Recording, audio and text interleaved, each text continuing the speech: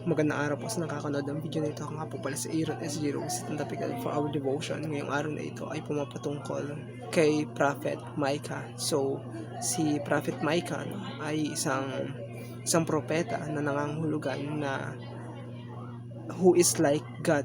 At itong propeta na ito ay nangaral sa lalawigan ng mga bayan kasabayan ni Prophet Isaiah. So, siya bilang propeta ay may 3 hari siya na naka-cover doon sa kanyang pagkapropeta.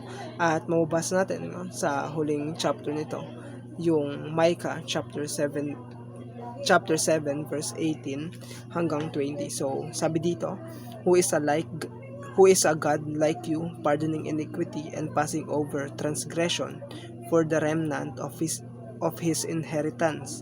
He does not retain his anger forever, because he delights in steadfast love. He will again have compassion on us. He will tread our iniquities underfoot. You will cast all our sins into the depths of the sea. You will show faithfulness to Jacob and steadfast love to Abraham, as you have sworn to our fathers from the days of old. So dito ay ating makita at ating i-emphasize kung ano nga ba yung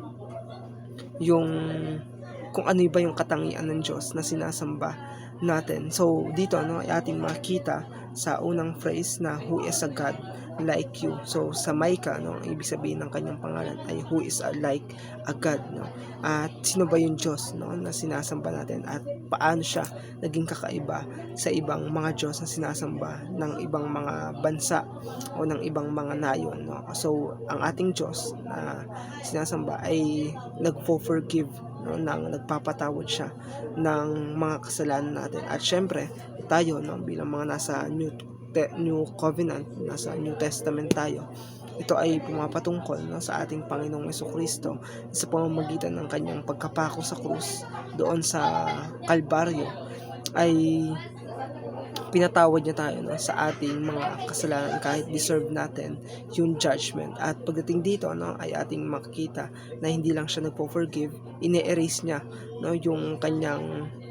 yung kasalanan ng isang tao. Nangangahulugan na yung kung ang isang tao ay nagrepent, ay inaalis talaga yun ng Diyos. Inaalis niya yun sa kanyang kaisipan, at namumuhay yung tao na yun ng bagong nilalang. At dito rin sa ating devotion, ang ating Diyos ay nagpapakita ng kanyang pagmamahal, at pinapakita talaga dito na ang pagmamahal ng ating Diyos ay umaabot ng libu-libong salinlahi.